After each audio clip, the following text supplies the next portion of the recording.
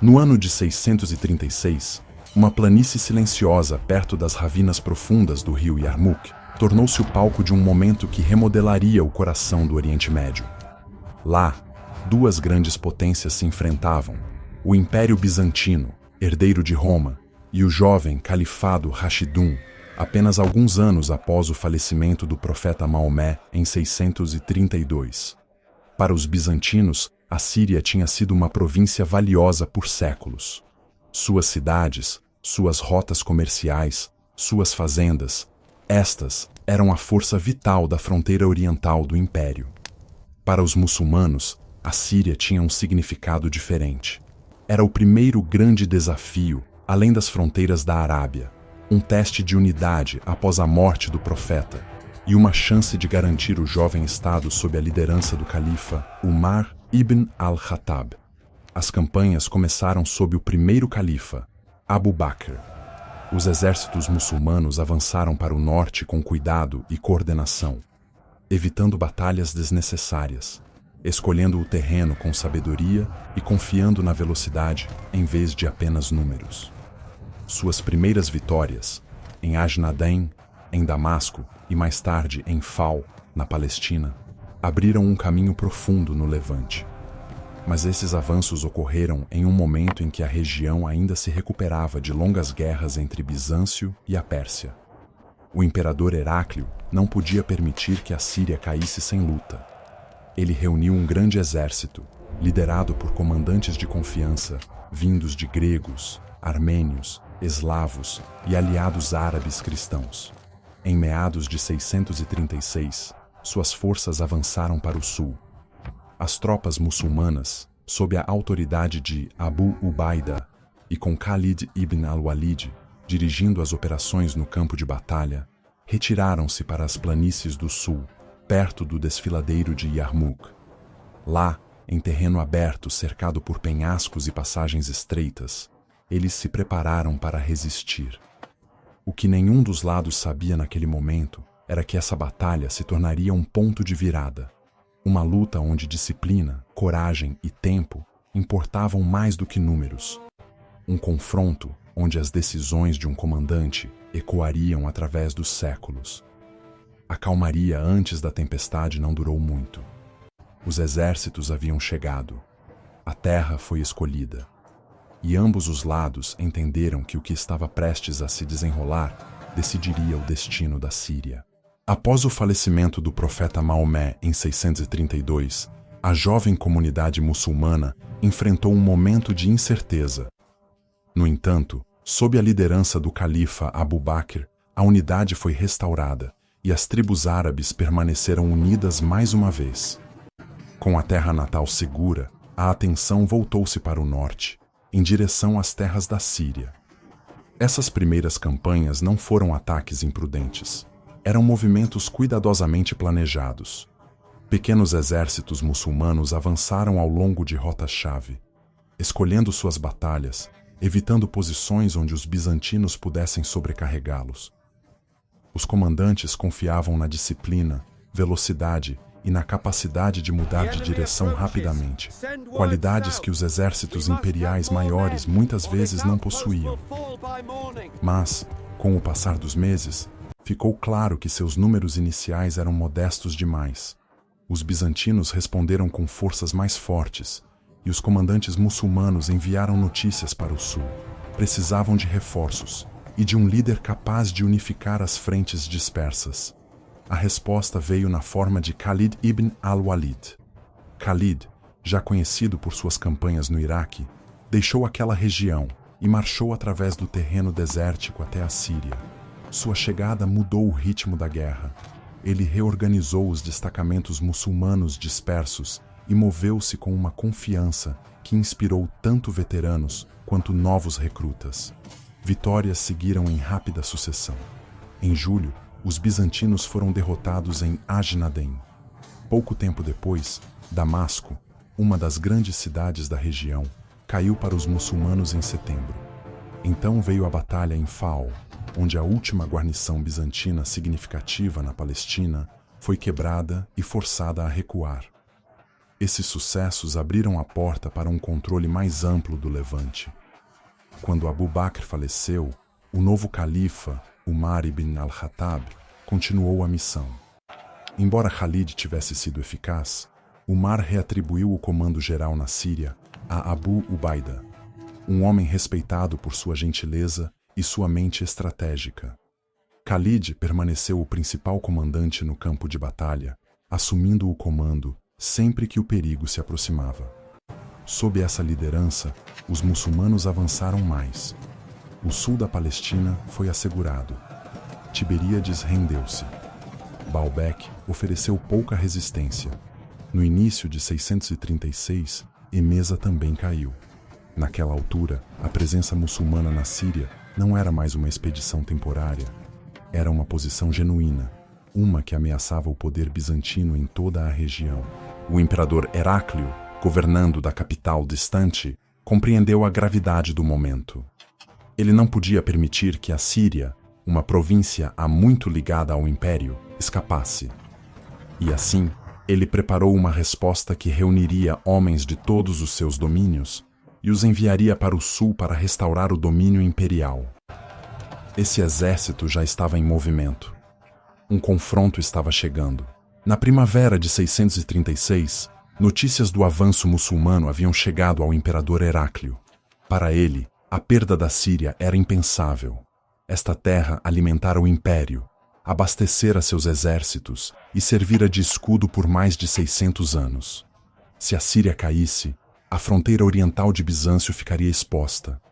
Determinado a reverter essas derrotas, Heráclio convocou todos os aliados que pôde. Ele reuniu soldados da Anatólia, Armênia, terras eslavas e de tribos árabes cristãs leais ao império. Foi uma das maiores forças reunidas na região desde suas guerras anteriores com a Pérsia.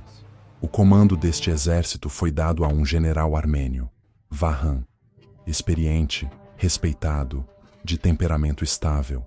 Esperava-se que ele restaurasse a autoridade imperial na Síria. Enquanto Vahan marchava para o sul, seu exército se espalhava pela paisagem em 3 grandes divisões. A ala direita, forças gregas sob o general Gregório. Essas tropas formavam uma linha disciplinada e coesa, apoiadas pela cavalaria posicionada ligeiramente atrás, pronta para explorar qualquer fraqueza. O centro, unidades armênias e árabes gassânidas, liderados por Jabalá e Dairjan, eles mantinham o coração da formação.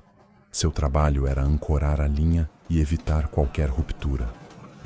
A ala esquerda, tropas eslavas sob o príncipe Canatir, lutadores resistentes, fortes no combate corpo a corpo, apoiados por contingentes montados na retaguarda.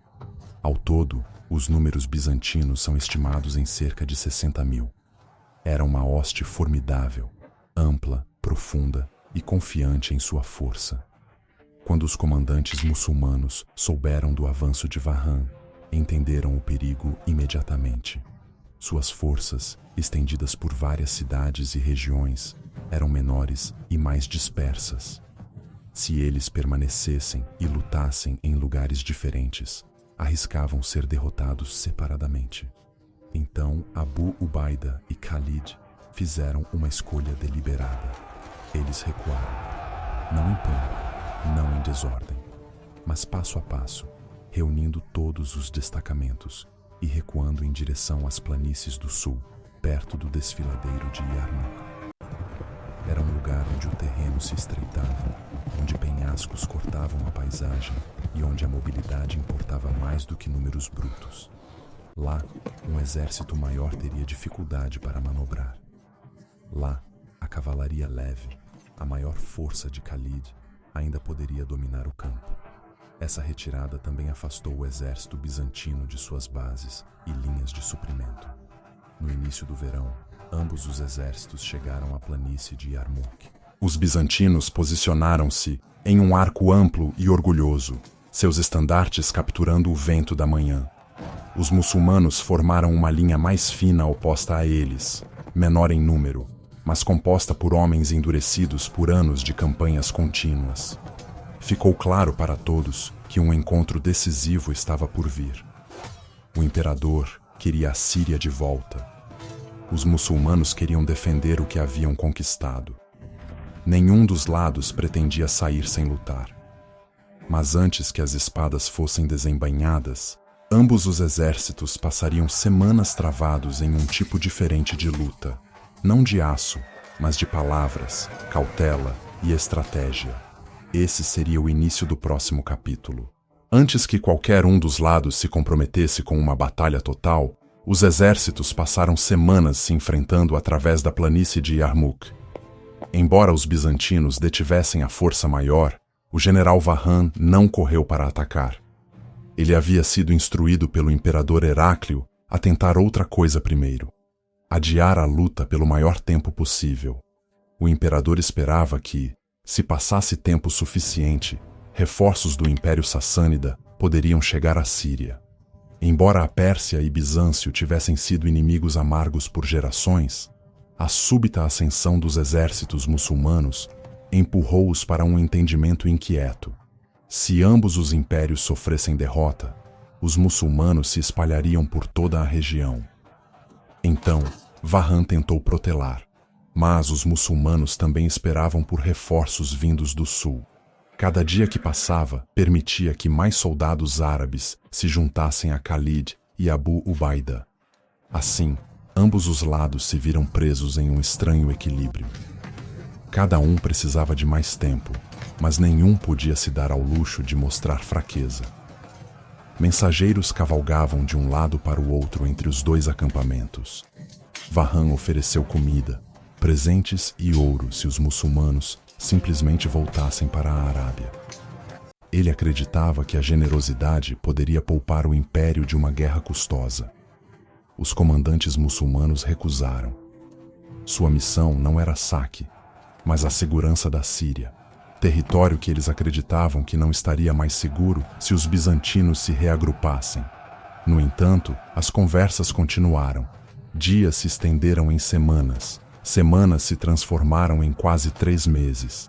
Por trás da quietude, ambos os exércitos se preparavam silenciosamente para o inevitável. Por fim, Vahan solicitou uma reunião direta com Khalid ibn al-Walid.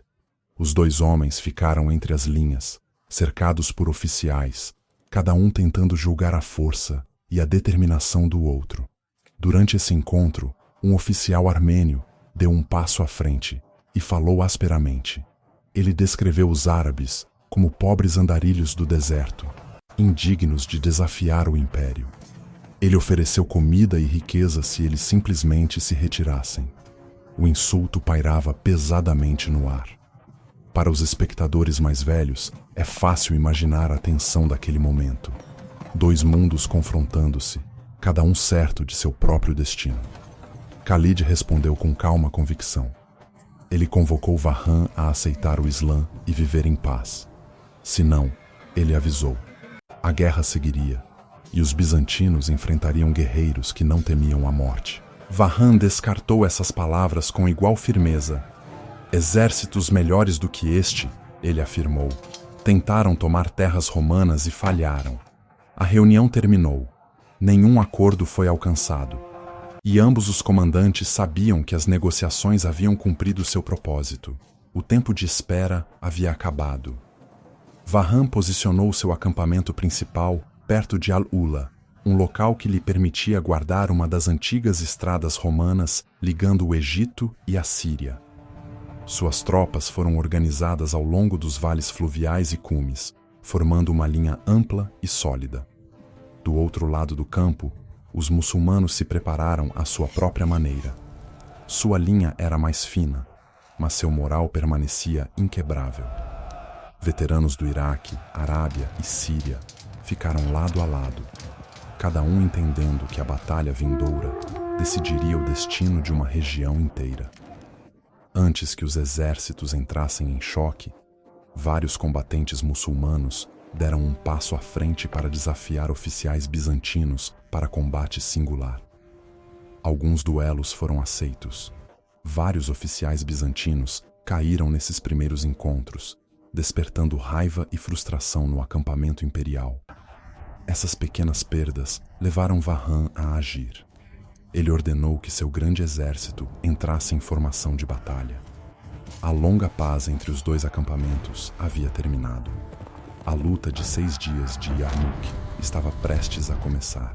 Quando os longos meses de espera finalmente terminaram, os exércitos se encontraram por fim no campo.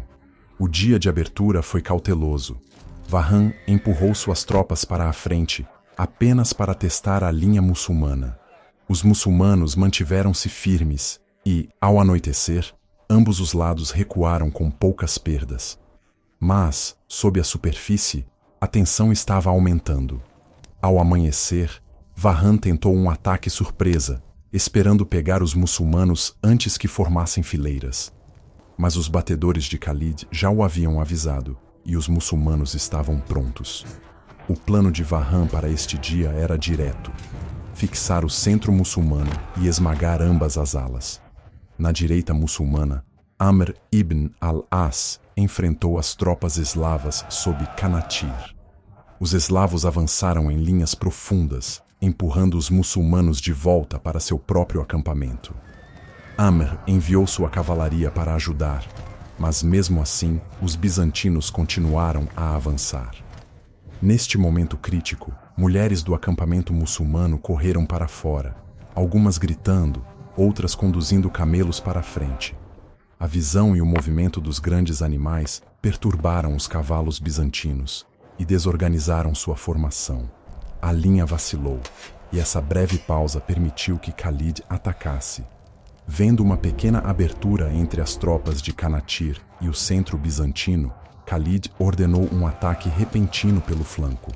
Amr pressionou pela frente, Khalid atacou pelo lado, e as tropas eslavas foram forçadas a recuar em boa ordem. O flanco direito havia sobrevivido, mas, enquanto a direita se estabilizava, a esquerda começou a entrar em colapso. As tropas gregas de Gregório avançaram firmemente, empurrando os homens de Yazid ibn Abi Sufyan de volta para o acampamento. Mais uma vez, as mulheres atrás das linhas gritaram para os soldados em retirada, empurrando-os para permanecerem firmes. Khalid cavalgou pelo campo de batalha com uma unidade de cavalaria rápida. Antes de chegar à esquerda, ele enviou Dirar ibn al-Azwar com um grupo menor para atacar o flanco do centro bizantino. E isso impediu Gregório de receber reforços. Assim que Khalid chegou, sua cavalaria investiu diretamente contra as linhas gregas.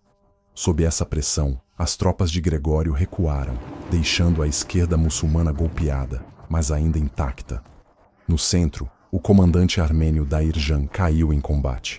Um duro golpe para o exército bizantino. Dia 3. Cavalaria pesada e uma fuga estreita. No terceiro dia, Vahan concentrou sua força contra a direita muçulmana. Os gassânidas de Jabalá e os eslavos de Kanatir avançaram juntos, apoiados por catafractários blindados que colidiram com a cavalaria muçulmana mais leve. Por um momento, o flanco direito parecia próximo do colapso. Mas Khalid notou que a linha de Jabalá havia se esticado demais, expondo seu lado. Ele lançou sua cavalaria naquela abertura. O ataque repentino forçou os gassânidas a recuar. Sem o apoio deles, os eslavos recuaram também. O que começara como um ataque bizantino promissor dissolveu-se sob o contra-ataque perfeitamente cronometrado de Khalid. No quarto dia, ambos os exércitos estavam desgastados. Mesmo assim, Vahan repetiu sua estratégia anterior. Ataques pesados à direita muçulmana, pressão mais lenta em outros lugares. Desta vez, no entanto, ele adicionou uma nova tática. Ele enviou para a frente um grande número de arqueiros para lançar saraivadas sobre a esquerda muçulmana. A barragem rasgou os homens de Yazid e Abu Ubaida, forçando-os a recuar simplesmente para escapar das flechas. Gregório avançou imediatamente. As tropas de Yazid, enfraquecidas por dias de luta, quebraram e começaram a recuar.